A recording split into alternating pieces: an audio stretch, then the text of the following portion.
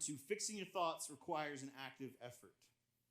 This is not a passive thing. This is not something that you can set it and forget it like a crock pot and just walk away and it'll be done in a few years. Like, this is active effort. This is something you have to put time and intentionality to. This is something that you have to, and again, I wish it was. I wish that we could just preach this message and you could digest this information and walk away a changed person. And on some level that does happen, but it's going to take a commitment to you to the process to say, I will work at fixing my thoughts. I will change the way that I think. I went bike riding with my kids. We do this in our neighborhood a lot. There's no sidewalks in the neighborhood, but we do have wide, big streets. And so we do these bike rides through the neighborhood, and we'll just go down the street, the cul-de-sac, loop back around, whatever. And as my kids were getting used to this bike ride situation, I would notice the way I told them and what to do affected how they rode their bike. So I would say, our neighborhood is not super busy, but there's families that live there that leave, and so cars are going up and down the street every once in a while.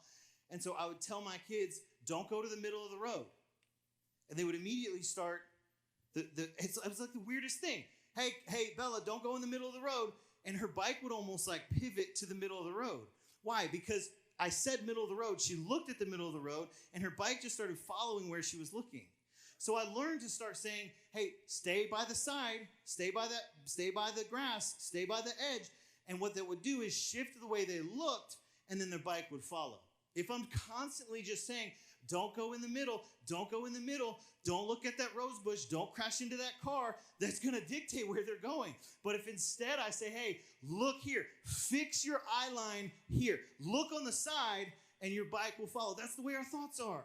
Some of you grew up being told, don't sin, don't drink, don't go to those movies, don't do that. And what it did is when you entered your college years and you could do all those things, your bike was already positioned in that angle, and you go, okay, maybe not intentionally. Maybe some of you went off the rails on purpose, but some of us, we just got so ingrained. Don't do this, don't do this, don't do this. All we could think about is that. Like if I say, don't think about a pink elephant right now. Do not, whatever you do, when you're sitting at home, do not close your eyes. Do not think about pink elephants. Immediately, I put that thought in your brain. You can't help it. And that's what happens when we're passive about our thought life. The direction of where we're going just follows whatever will pop into our head.